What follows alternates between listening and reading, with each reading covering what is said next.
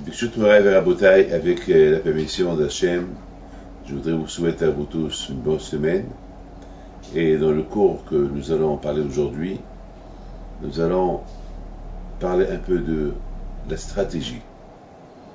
Alors, il faut savoir une chose que lorsqu'Hachem il a libéré les Juifs de l'Égypte, il a utilisé une sagesse extraordinaire, il a utilisé une stratégie spectaculaire de la manière comment Hachem l'a géré Pharaon, ce pharaon qui était le roi d'Égypte, qui était un homme très orgueilleux, très puissant, arrogant, que ni loi ni pitié avec lui. Et il fallait vraiment le punir, et il ne fallait pas l'achever d'un seul coup.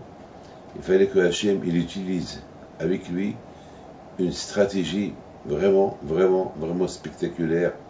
Et grâce à Dieu, j'ai réussi à comprendre un peu, plus ou moins, grâce aux paroles de nos sages et grâce à la Torah, ces stratégies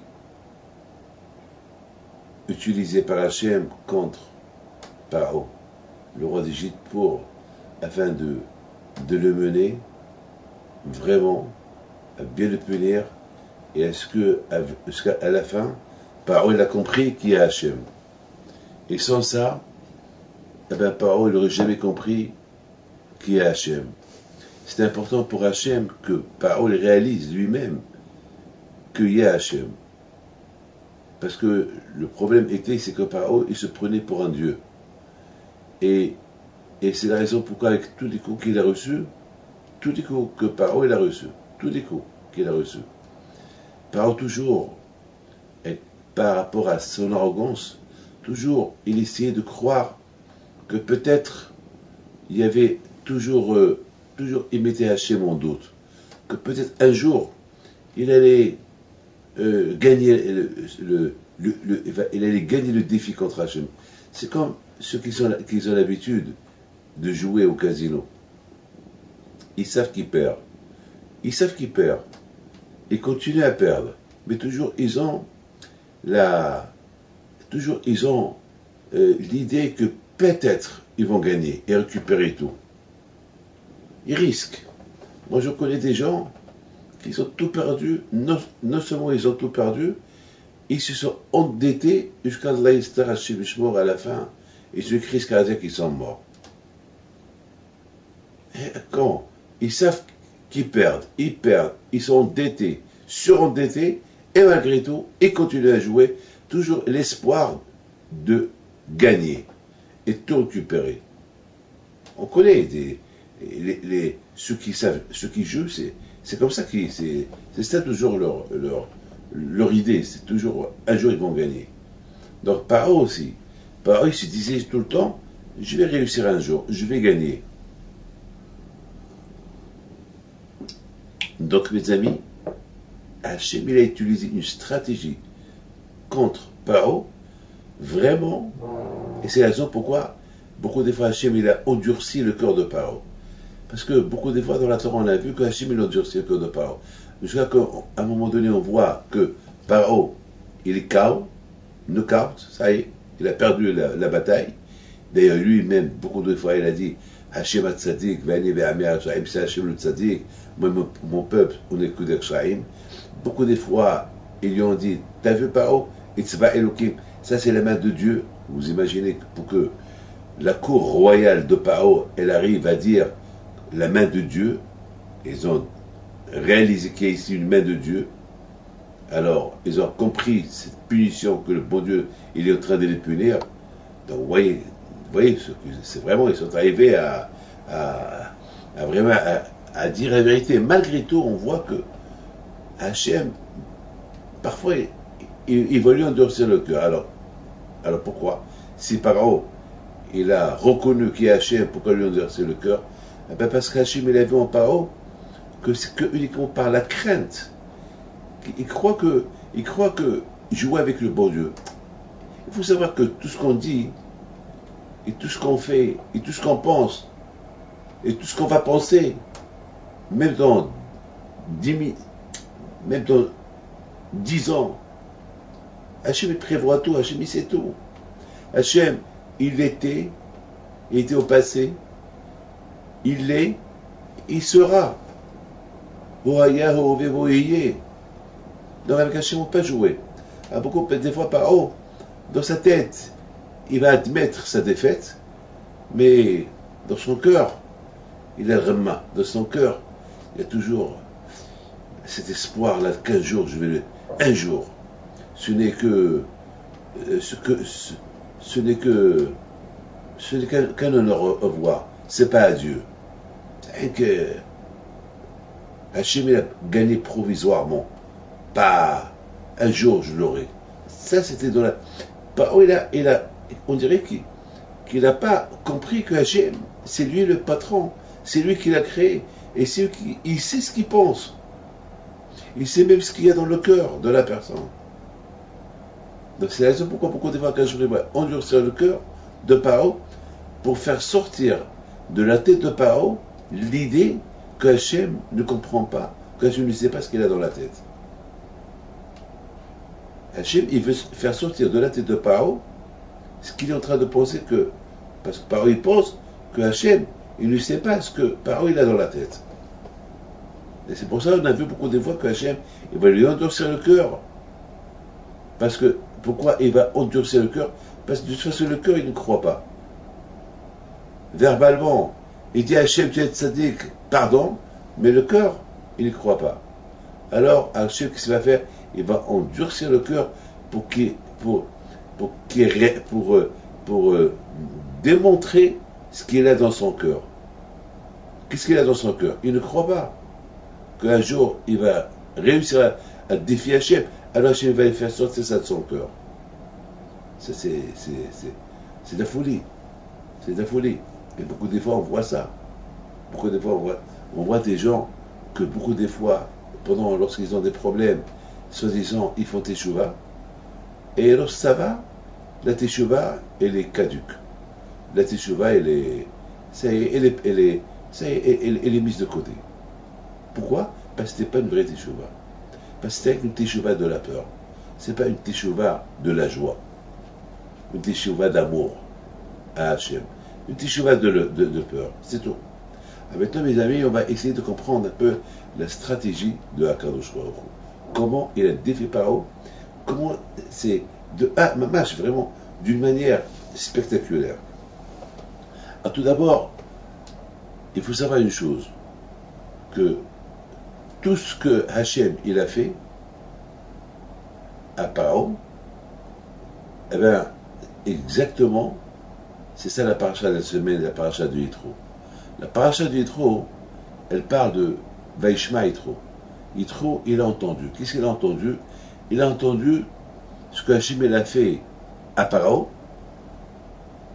dans Ke'atem Souf, dans la traversée de la mer, avec la guerre de Amalek. Alors, la question se pose, quoi?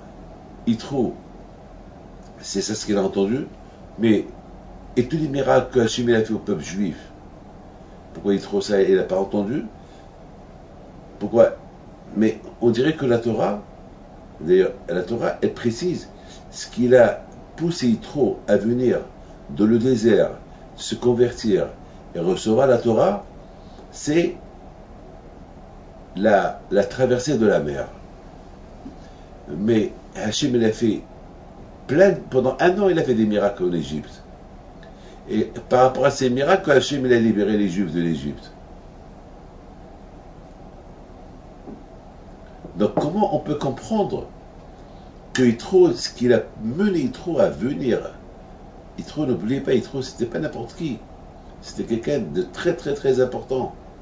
Alors il va se déplacer de son palais pour venir dans le désert recevoir la Torah. C'est que vraiment il y a une raison. C'est pas. Alors c'est quoi la raison? Non, c'est pas la raison.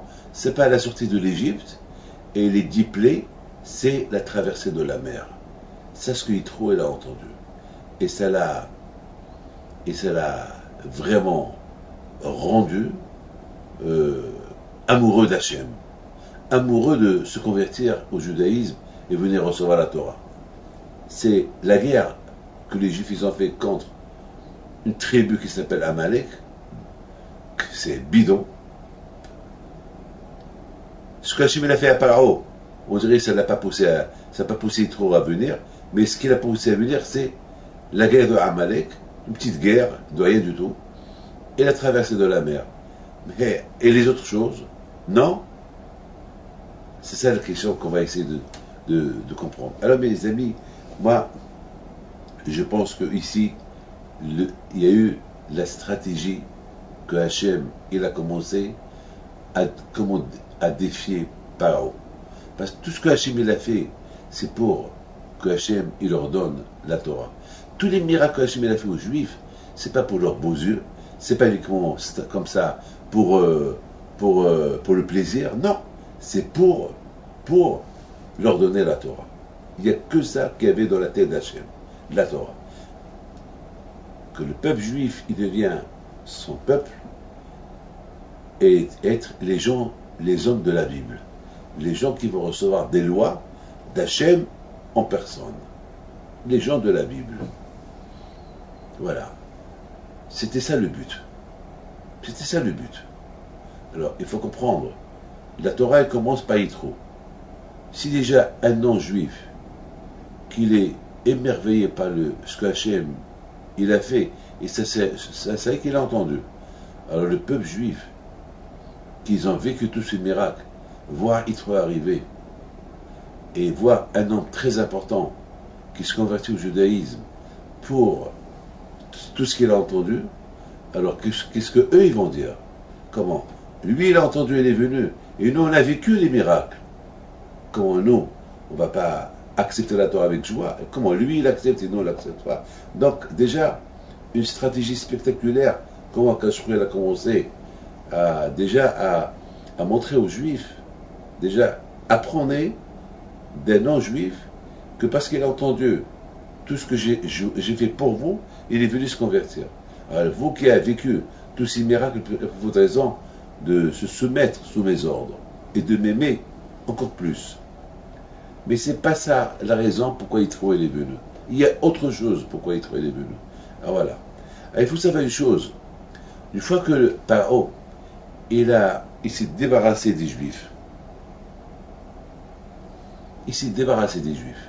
Ça, maintenant ils sont partis. Ils ont laissé l'Égypte en deuil. Il n'y a pas une maison, il n'y avait pas là-bas un mort. Alors, à tel point que même Paro, il a eu peur. Parce que lui aussi était promené, il n'est pas mort.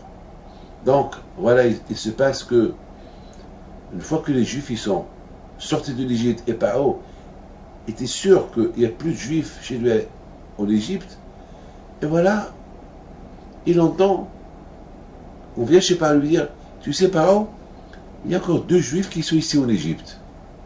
Ils s'appellent Datan va Abiram. Ah! C'était des policiers de l'époque.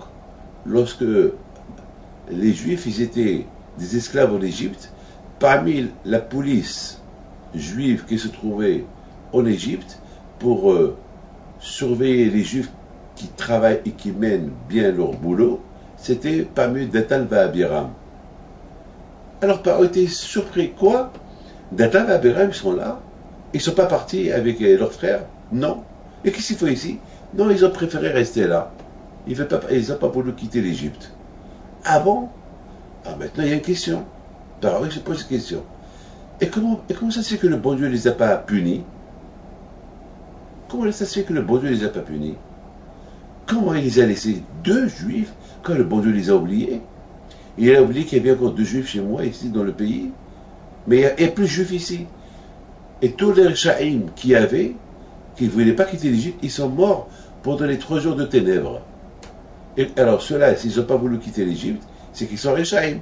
Et comme ils ne sont pas morts, parce qu'il faut savoir une chose, que pendant les 3 jours de ténèbres, tous les Juifs, il y avait des millions, qui n'ont pas voulu quitter l'Égypte, ils sont morts pendant ces 3 jours-là, pour ne pas décourager leurs frères. En plus, Hachem, il leur a dit, attends, tous ces miracles que j'ai fait en Égypte, pour que vous soyez libérés, pour sortir de l'Égypte et recevoir la Torah. Mais vous, les Juifs, vous voulez rester en Égypte, vous voulez vivre tous les 10 plaies que je donne aux Égyptiens et rester en Égypte? Non. Alors, si vous voulez rester en Égypte, alors vous restez en Égypte éternellement. Donc ils sont morts pendant les 3 jours des ténèbres, et pendant ces 3 jours des ténèbres, les Juifs les ont enterrés. Donc tous ceux qui n'ont pas voulu quitter l'Égypte, ils sont morts. Ah, maintenant la question elle est grande. Datan et Abiram, eux aussi ils n'étaient pas mis, tous ces millions de Juifs qui n'ont pas voulu quitter l'Égypte. Comment ça se fait qu'ils sont restés vivants? Voilà, c'est une question que l'on se pose. Et 100% Paro aussi s'est posé cette question. Donc Paro est venu à une conclusion. Ah, s'ils n'ont pas quitté l'Égypte, c'est que Dieu, que je croyais qu'il était le Dieu le Tout-Puissant, qui pouvait distinguer entre un Égyptien et un Juif, il a dû oublier ces 2 Juifs-là, et qu'ils étaient chez moi en Égypte. Il a dû les oublier, c'est pour ça qu'il les a pas tués pendant les 3 coups de plaie, les 3 jours de ténèbres, et il les a oubliés les Juifs, ils ont quitté l'Égypte, et eux, ils sont restés en Égypte. Donc, il y a... En plus, moi, je suis un premier-né, et je suis le seul qui est resté vivant. Donc, peut-être, il y a quelque chose de... Il y a quelque chose qui peut mettre en doute l'existence de Dieu. Donc voilà comment Paro, il a commencé maintenant à douter de Dieu. Voilà. Il a commencé à mettre Dieu en doute. Si Dieu existe, pourquoi je suis là? Tous les premiers-nés sont morts, moi je ne suis pas là.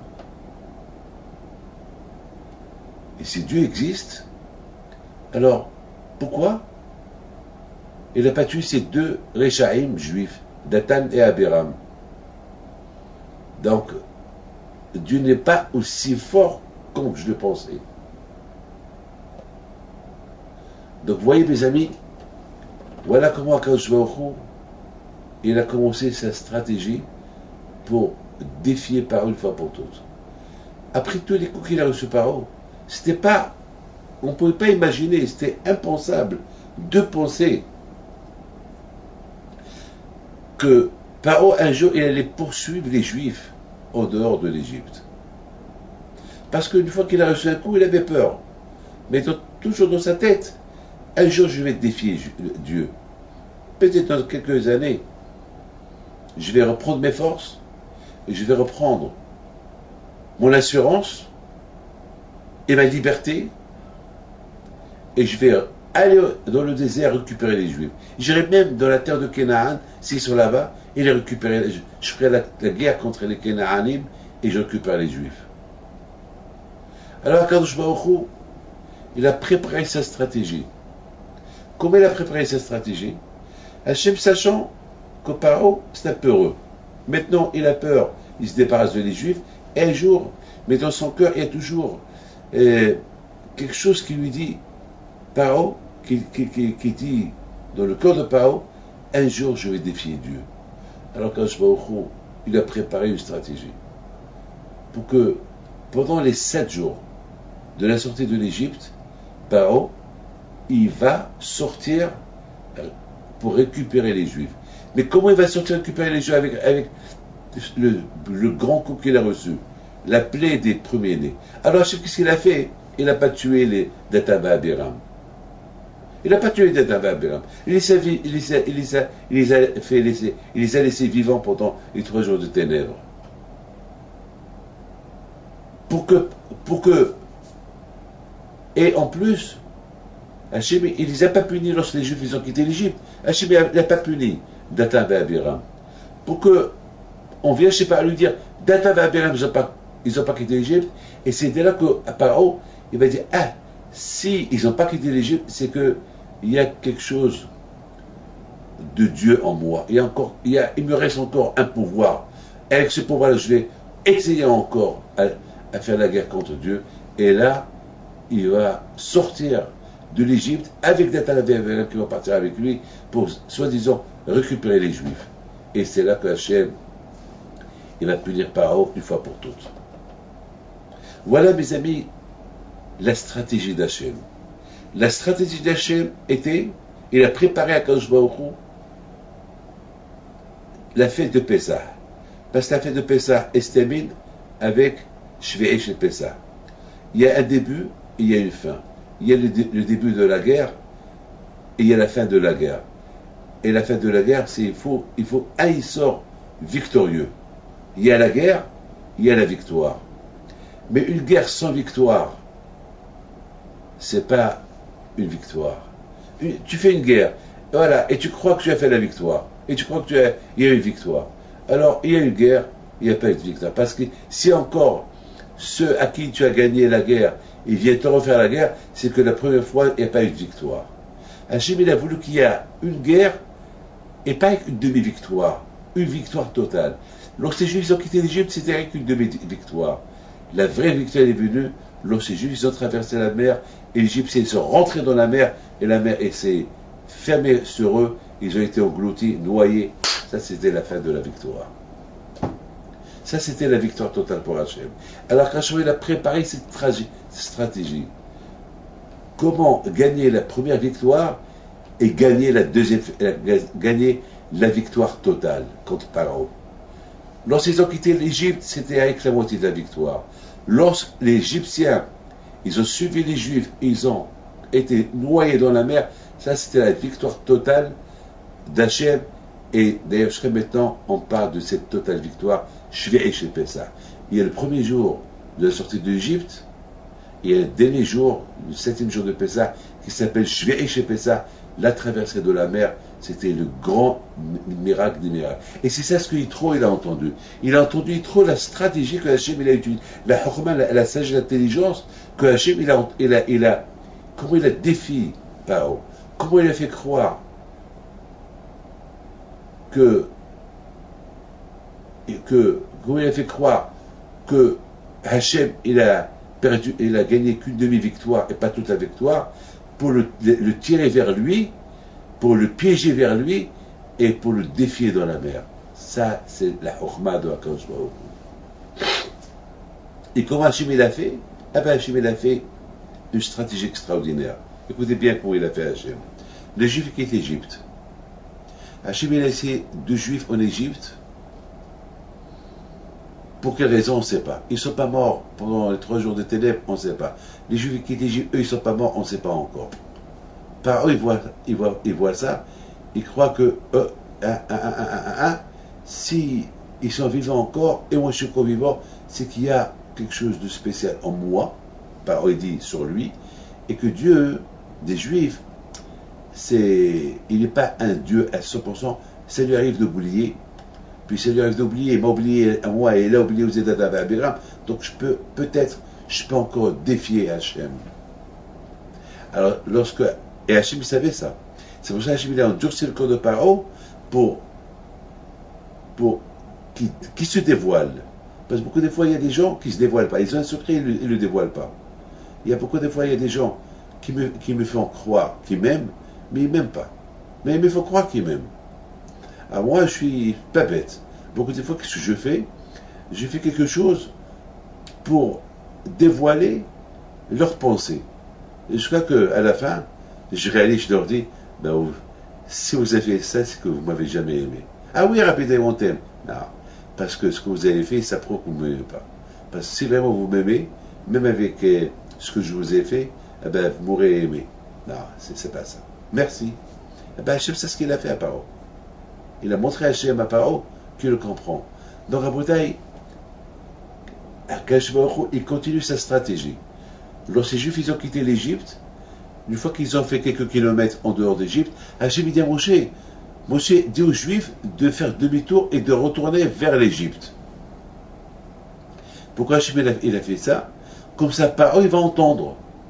Waouh! Pourquoi les Juifs ils retournent vers moi? C'est que les Juifs ils sont perdus dans le désert. Et après, voilà, on vient chez lui dire, hé, Paro, tu sais que Datan et Abiram, ils sont toujours là. Quoi? Ils sont là? Waouh! Comment? Ils ne sont pas morts pendant les 3 jours de ténèbres? Non. Quoi? Ils ne sont pas morts lorsque leurs frères ils ont quitté l'Égypte. Non. Waouh. Donc ça veut dire que... Et en plus, les Juifs, ils sont perdus dans le désert. Donc peut-être le Dieu, il n'est pas aussi puissant que je pensais. Donc je peux défier Hachem. Voilà la stratégie d'Hachem, comment il a emmené Paro à quitter l'Égypte et pour poursuivre les Juifs, pour l'achever dans la mer. Voilà la bataille. Mes amis, vous savez, il faut savoir une chose. Lorsqu'il y a une guerre, il y a une stratégie. Toutes les guerres que César, Jules César, il a fait. Et avant de faire les guerres, il a préparé sa stratégie. Parce que une guerre, c'est pas rien que faire la guerre. C'est faire la guerre et gagner la guerre. Il y a beaucoup de fois, il y a une grande armée et peut perdre sa guerre contre une petite armée si la petite armée a préparé une stratégie qu'elle est intelligente. Beaucoup de fois, on a vu une toute petite armée qu'elle a gagné une grande armée. Napoléon, il est venu faire la guerre contre la Russie. Il devait gagner la guerre, mais il a mal calculé l'hiver. Il est parti faire la guerre en plein hiver lorsqu'il neigeait en Russie. Et la neige, elle l'a épuisé. Il a perdu la guerre. La guerre de Waterloo aussi. Napoléon était tellement sûr de lui qu'il allait gagner la guerre de Waterloo, et il a perdu. Et non seulement qu'il a perdu, il a été pris en captivité. Il est mort en captivité, dans l'île Sainte-Hélène. Voilà, il a perdu sa guerre. Pourquoi? Parce qu'il a mal calculé la force des Anglais. Il a beaucoup compté sur sa force, sur son intelligence, sur ses soldats. Il a perdu la guerre parce qu'il a mal calculé les Anglais. Donc en Bretagne, même un mariage, pour réussir un mariage, il y a une stratégie. Il y a une stratégie pour réussir un mariage. Si tu veux faire si tu veux faire le patron, le méchant, tu perds. Même si tu peux, il y a beaucoup de fois, on se laisse perdre, mais lorsqu'on se laisse perdre, c'est ça gagner. Lorsqu'on ne répond pas à la femme, lorsque la femme elle ne répond pas à son mari, lorsqu'il agresse. Mais d'un côté, elle est perdante, mais de l'autre côté, elle va gagner. Parce qu'à un bon moment, le mari va comprendre ses erreurs. Il va comprendre son arrogance. Il va comprendre la stratégie pour gagner une guerre dans la maison, dans un foyer, c'est savoir la patience et ne pas répondre. La stratégie pour gagner ton ami qui te fait du mal, l'ignorer, ne pas le répondre. Et surtout pas, c'est pas la peine d'essayer de se venger de lui, parce que il y aura pas de fin. Tu te venges de lui, il va se venger de toi. Après toi, tu vas te venger de lui, après il n'y a pas de fin. Il n'y aura pas de gagnant. Dans une guerre, jamais il y a un gagnant. Il y a toujours un perdant. Et même celui qui croit gagner, il va perdre. Il y a toujours une stratégie. Même dans le business, il y a une stratégie.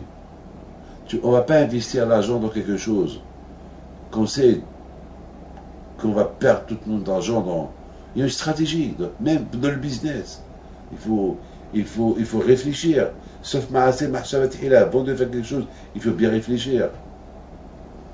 Il y a quelque chose d'extraordinaire avec Akadosh Baruch Hu. La patience d'Hachem, la stratégie d'Hachem avec le monde. Comment?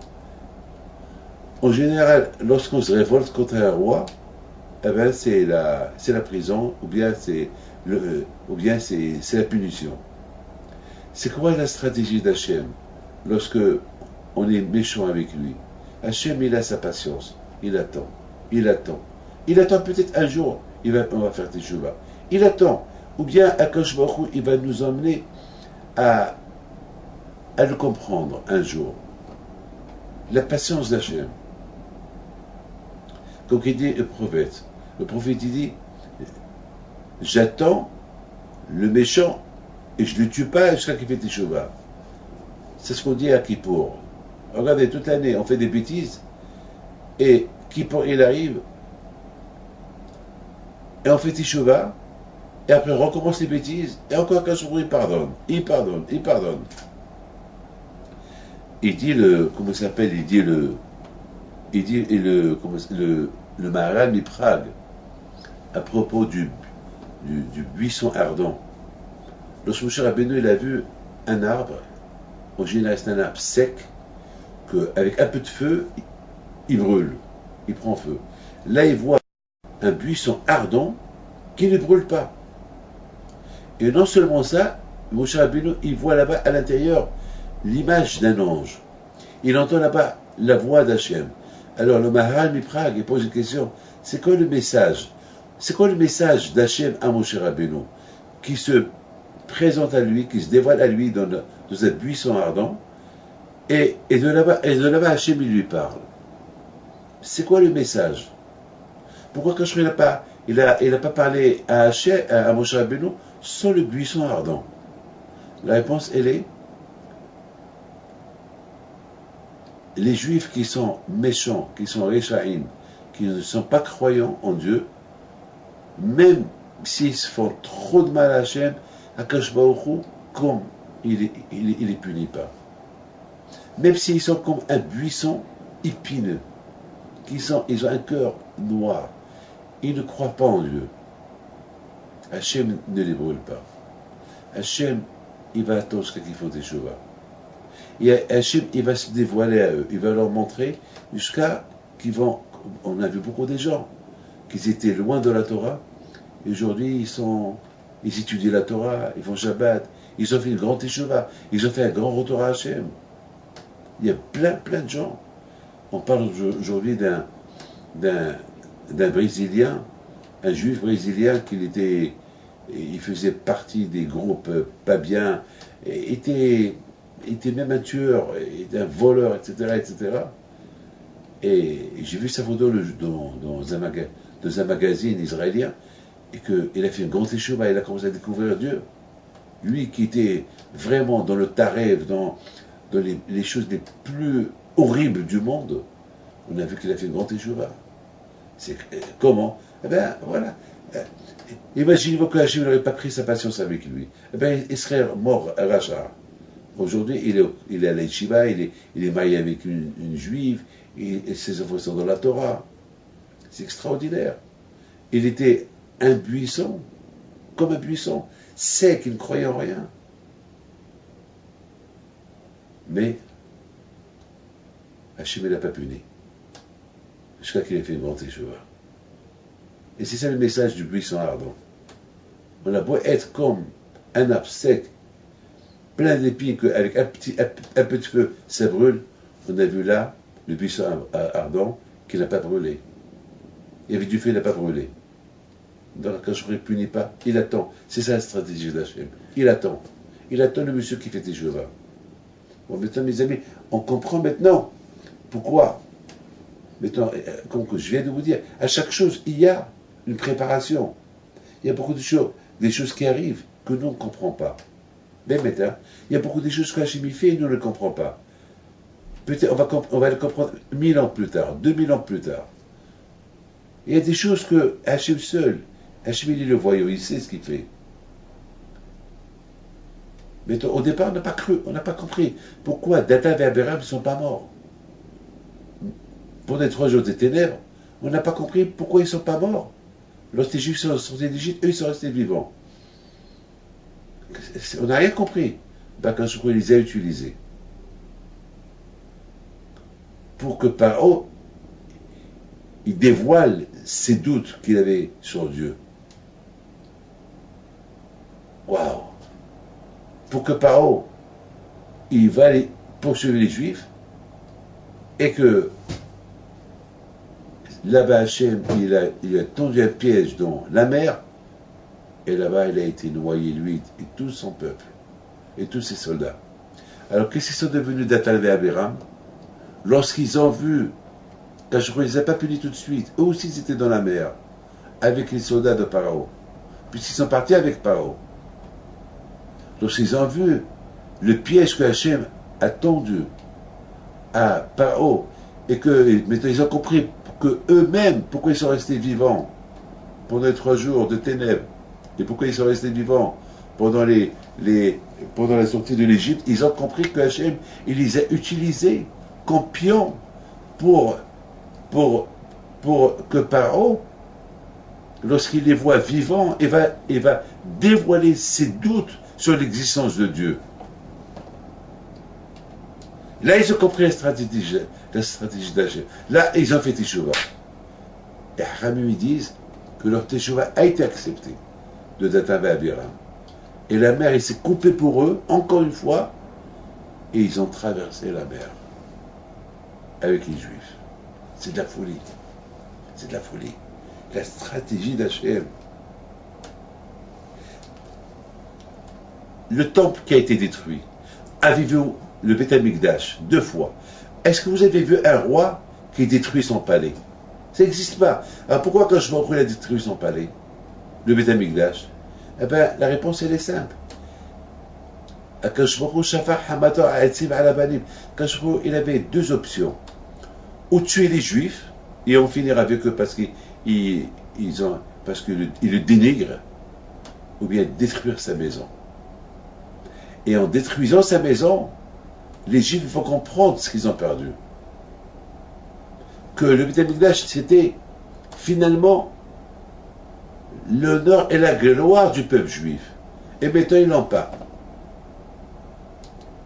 Alors, ils vont comprendre. Là, ils vont commencer à languir Hachem. Ils vont commencer à languir tout le beau temps qu'ils avaient lorsqu'il y avait le temple. Donc Hachem, il a utilisé une stratégie pour que les Juifs, pendant chaque année, vont pleurer la destruction des temples. Il les ramené à la réalité. Il les ramené à la Teshuvah. Et il les fait prier pour la venue de Mashiach. Donc c'est une stratégie spectaculaire de la part d'Hachem. Il avait 2 options. En finir avec les Juifs. S'il finit avec les Juifs, alors et la Torah va devenir quoi? Et Hachem, sur qui va être le bon Dieu? Et de l'autre côté, la meilleure option qu'il a utilisée Hachem, c'est détruire le temple. Pour que les Juifs, ils vont réaliser, comprendre ce qu'ils ont perdu. Donc Hachem, il pouvait leur donner l'une des 2. Il a choisi Hachem se punir lui-même pour que le béni Israël reste bien. Mes amis, maintenant on comprend comment Kashmori voit les choses, comment il voit ce peureux de Paro qui montre qu'il a fait une grande teshuvah, qu'il croit en Dieu, et dans son cœur, il ne croit pas en lui. Dans Hachemeta, il veut faire dévoiler le fond de Paro.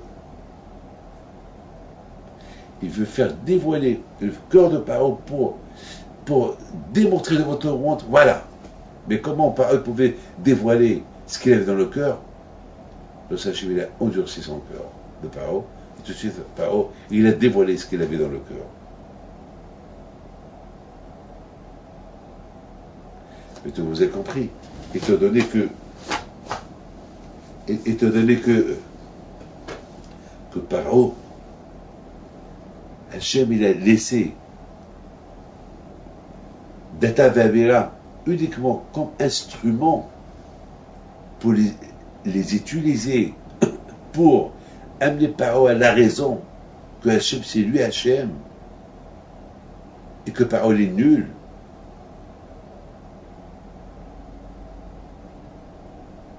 Alors Hachem, il a accepté la teshuvah de Datan et Abiram. De là, on voit la beauté et la bonté de Akadosh Baruch Hu. Qu'Hachem, il est extraordinaire. Il est bon. Hachem, il utilise beaucoup des stratégies que nous, on ne les comprend pas. Comment faire teshuvah à quelqu'un?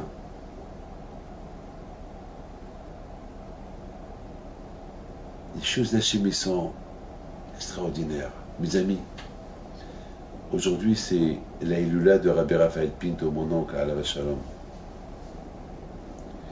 Aujourd'hui j'ai entendu, il y a un juif qui s'appelle Shalom Davila, c'est un ami à moi, il habite à Londres. C'est un ami c'est un grand ami de la famille de Rabbi Haïm Pinto. Il me raconte qu'en 1980, M. Shalom Davila est parti au Maroc, pèleriner ses parents. Il est parti à la maison de Rabbi Haïm Pinto à Casablanca, à la rue Camondon-Provost. Et là-bas, il a connu mes deux oncles, Rabbi Meir Pinto et Rabbi Raphaël Pinto. Et ils ont commencé à discuter avec lui, ils l'ont invité à manger, ils ont chanté. Et à un moment donné, Rabbi Raphaël Pinto, qu'aujourd'hui c'est Saïloula, il a commencé à pleurer. Il lui a dit, tu peux me dire pourquoi tu pleures? Il a dit, il y a une grande gézéra sur les Juifs. Une très grande gézéra. Et je ne sais pas comment l'annuler. Je voudrais bien l'annuler, mais je ne sais pas comment l'annuler. À un moment donné, il a dit, eh bien, moi, Raphaël Pinto, je vais l'annuler. Voilà ce qu'il m'a raconté cette semaine, la semaine dernière, pardon, M. Shalom Davila, un monsieur âgé, un monsieur honnête. Il me dirait, M. Shalom Davila, eh ben, un mois plus tard, lorsque je l'ai vu, c'était le mois de novembre 1980, et un mois plus tard, ou 2 mois plus tard, Rabbi Raphaël Pinto a été sauvagement assassiné. Un tzaddik. Ça veut dire qu'il a vu la xéra qui devait arriver sur les Juifs, et lui, il a pris sur lui pour que la xéra, le décret soit annulé. Et c'est la deuxième fois que j'entends cette même histoire.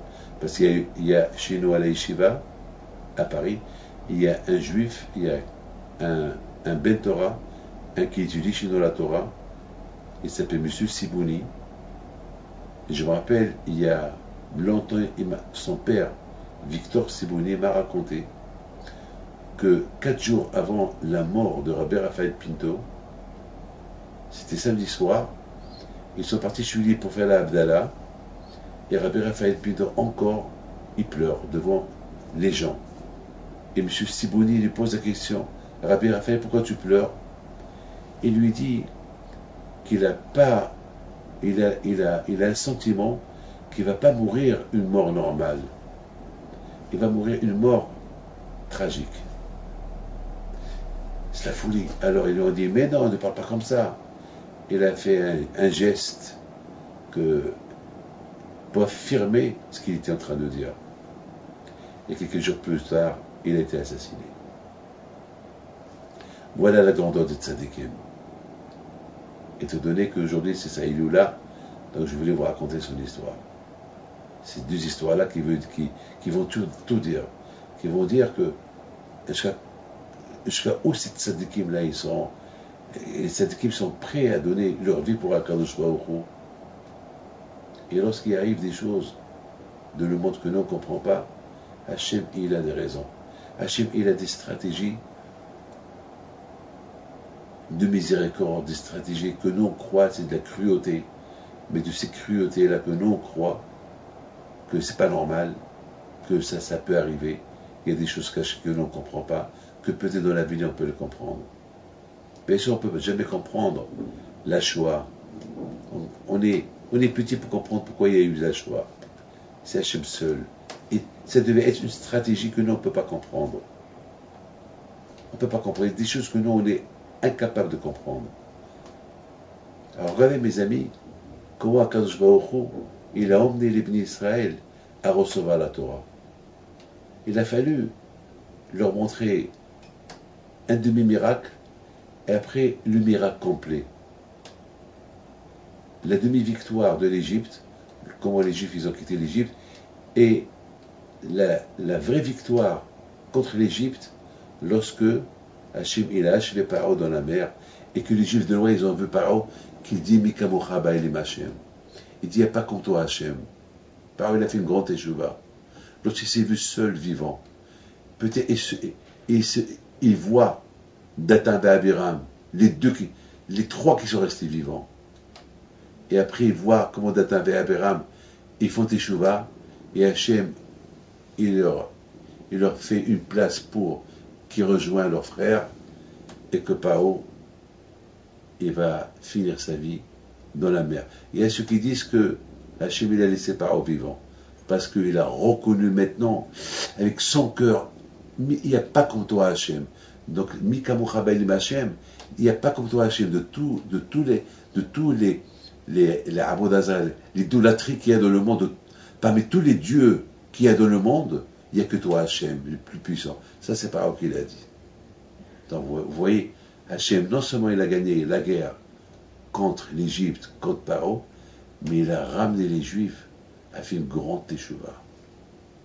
Et c'est ça qui a fait que les Juifs, maintenant, ils sont partis recevoir la Torah. Et c'est ce qui a fait que le monde entier, ils ont vu ce miracle spectaculaire que Hachem a fait avec les bénis Israël. Et là, c'était vraiment,